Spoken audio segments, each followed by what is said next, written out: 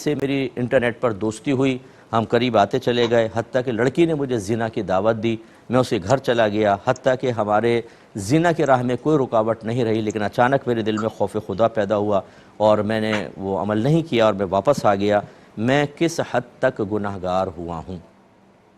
دیکھیں، آپ زانی تو نہیں کہلائیں گے، یہ ایک ہوتا ہے حد جاری ہونے والا زانی، اور ایک ہوتا ہے کہ عرفاً یعنی شرعاً زانی جس کو کہتے ہیں، آپ کہہ لیں مجازاً زانی کہہ لیں۔ وہ مجازاً زانی کون ہوتا ہے کہ نبی کریم صلی اللہ علیہ وسلم نے فرمایا آنکھیں بھی زنا کرتی ہیں، کان زنا کرتے ہیں، زبان زنا کرتی ہے، ایک روایت کے مطابق قلب بھی زنا کرتا ہے، یعنی ان سے وہ چیزیں دیکھنا، سننا، ایسے کلمات ادا کرنا جو فحش قسم کے ہیں، گندے قسم کے ہیں اور حقیقی زنا تک لے جائیں، اس کو بھی سرکار نے زنا قرار دیا، لیکن یہ مجازاً زنا ہے۔ حقیقی زنا وہی ہوتا ہے کہ جس میں باقاعدہ کسی اجنبی عورت کے ساتھ جسمانی تعلق قائم ہو، وہ ہے حقیقی زنا، اور اس پر حد جاری ہوتی ہے کہ اگر مسلمان غیر شادی شدہ نے ایسا کیا تو 100 کوڑے لگیں گے، اور اگر شادی شدہ کرے تو رجم کی سزا ہوتی ہے، یعنی پتھر مار کے اس کو ہلاک کرنا ہوگا۔ یہ شرعی سزائیں ہیں، اس پر کبھی میں کلام کر لوں گا کہ بعض اس پہ بھی اعتراض کرتے ہیں، وہ بعد میں ہم بات کریں گے، ابھی ہمارا موضوع نہیں ہے۔ تو یعنی یہ زنا تو نہیں ہوا، لیکن جو اس کے دواعی الی الزنا، داعی کہتے ہیں دعوت دینے والا، اس کی جمع ہے دواعی، زنا کی طرف دعوت دینے والے سارے کام آپ نے کر لیے کہ لڑکی سے دوستی کرنا، پھر بد نگاہی، پھر یقینی سی بات ہے کہ وہ پاکیزہ چیٹ تو نہیں ہوئی ہوگی، اور اتنے جب آدمی اس حد تک پہنچ جاتا ہے تو کس قدر پہلے وہ گندگیاں کر چکا ہوتا ہے، اس کی وجہ سے آپ شدید گناہگار ہوئے۔ اللہ تعالیٰ کی بارگاہ میں توبہ کریں، اور چونکہ آپ نے قصد زنا کر لیا تھا، وہ تو وہاں جا کے کیفیت تبدیل ہوئی،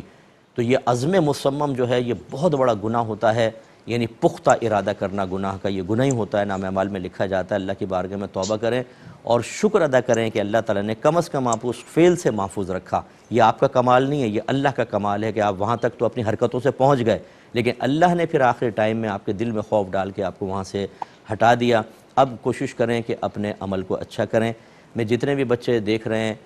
ان سے گزارش کرتا ہوں کہ لڑکیوں سے دوستیاں کرنا، یا بچیاں ہیں ایسی بہت ساری کہ گھر والوں سے چھپ کر لڑکوں سے دوستی کر کے اور اس طرح کے معاملات میں انوالو ہوتی چلی جاتی ہیں، اور یہ ان کی تعداد ہزاروں میں نہیں ہے، لاکھوں کے اندر تعداد ہے، اور ان میں سے بہت سارے بیچارے اپنے معاملات ذکر کرتے ہیں کہ اس طرح کی حرکتیں ہو جاتی ہیں۔ پھر شادی کے بعد ازدواجی زندگی جس طرح تباہ ہوتی ہے،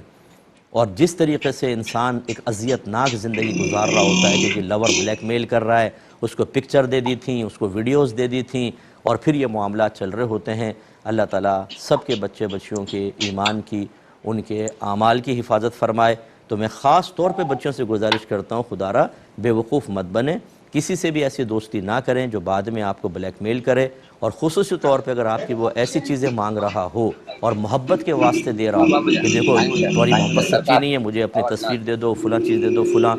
ہرگز نہ دیں، بعد میں بلیک میل کرے گا اور آپ کچھ نہیں کر سکتے۔ تو اس لیے اللہ تعالیٰ سب کو محفوظ فرمائے، اللہ کی بارگاہ میں توبہ کریں اور اب نیکی کی طرف آئیں، فرض علوم کورس کریں، اپنے آپ کو اچھے لوگوں کے درمیان رکھیں، کوشش کریں یوٹیوب پہ جائیں، میری تفسیر قرآن تدبر قرآن ہے، میں نے QTV پہ ریکارڈ کی تھی، اس کو آپ سنیں ایپیسوڈ 1 سے، اس طرح درس بخاری آتا ہے میرا، وہ سنیں، یہ احکام شریعت پروگرام آپ سنیں، اسی طرح میں اکثر اپنی کتاب کا حوالہ دیتا ہوں قرب الہی تصوف کے موضوع پر، تربیت نفس کے سلسلے میں بہترین کتاب ہے، اس کا مطالعہ جاری کریں۔ ایک بھائی نے کویسچن کیا کہ مجھے غصہ بہت زیادہ آتا ہے، اس میں بعض اوقات میں بچوں کو مار پیٹ دیتا ہوں، اور زیادہ غصہ آتا ہے تو بچوں کو گالی گلوچ کرتا ہوں، بیوی کو بھی گالیاں دیتا ہوں، ماں باپ سے بھی